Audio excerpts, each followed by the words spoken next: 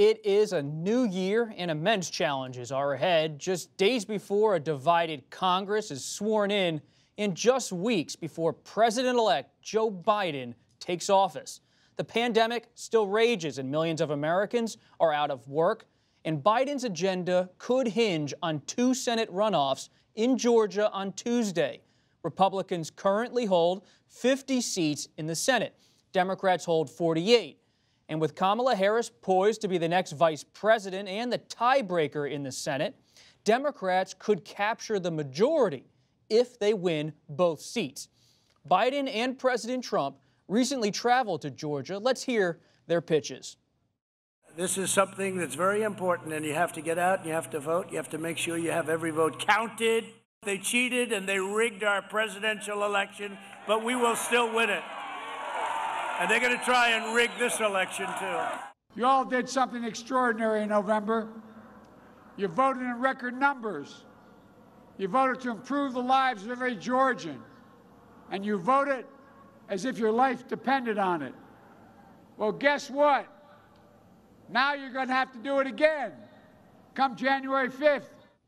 Now, that isn't the only big story at the Capitol. Next Wednesday, a day after Georgia, Congress will certify the electoral count. But there will likely be challenges from Republican supporters of President Trump. Joining us tonight to discuss the new Washington are 3 of my favorite regulars on this program. Yamiche Alcindor, White House correspondent for the PBS NewsHour. Peter Baker, chief White House correspondent for the New York Times.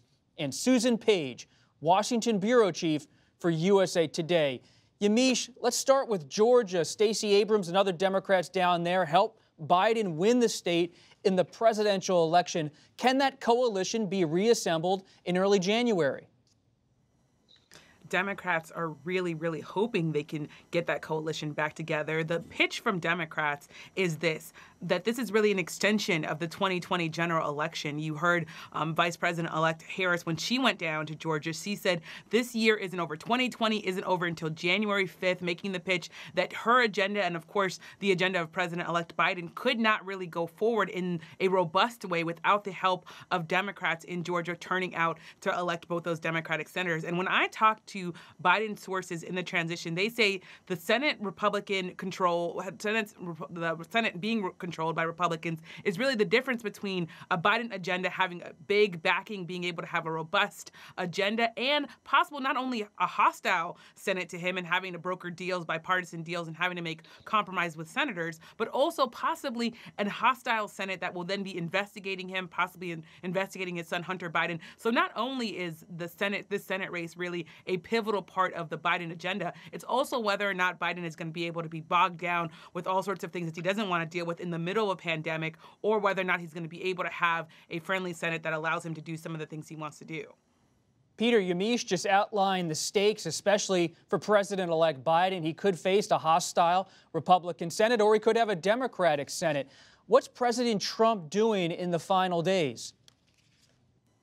Well, President Trump, of course, is sending mixed messages, as he often does. He's undercutting his own Republican candidates, even though he says he's for them winning and plans to go back for one last rally, by playing the game he did with the COVID relief bill and insisting after it already passed with votes from Senators Loeffler and Perdue, denouncing it as a disgrace and insisting that they then raise the stimulus checks to individual Americans from $600 to $2,000. He put both those senators in a very awkward position. Both of them, of course, then came out and said they agreed with the president, and they opposed, in effect, the bill they had just voted on, and were now for the $2,000 payments that he was insisting on.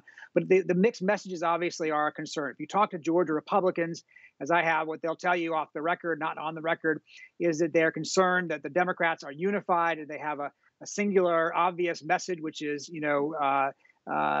defeat the Republicans and give Biden a chance in the Senate, versus the Republican side, which has, sort of a mixed situation where you've got a president saying he wants these 2 Republican senators to hang on. At the same time, he's saying you can't trust the system, that the system is rigged, that it's corrupt, that in fact the elections are, were stolen from him in last month, and therefore the implication is, of course, it could be stolen from Republicans in January.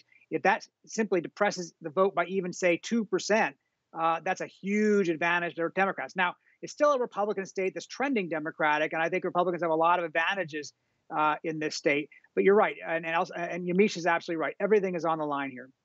Susan, candidates matter too. What's your assessment? What's your source's assessment of Senator Perdue running against John Ossoff, the young Democrat down there, and Reverend Raphael Warnock, the Democrat challenging Senator Loeffler? What's the actual state of the race? Well, the state of the race is pretty close, and all of us have learned to be a little skeptical of statewide polls. You know, the fact is, both of the Republican incumbent senators are candidates with problems that involve controversies over their stock trades.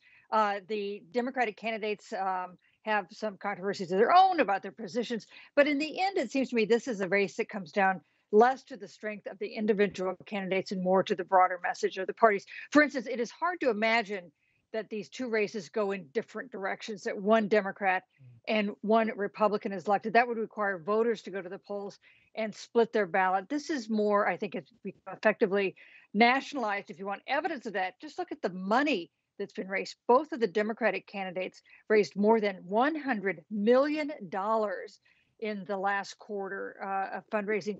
That is an unprecedented and phenomenal amount of money. It shows how Democrats in particular across the country are focused on this state.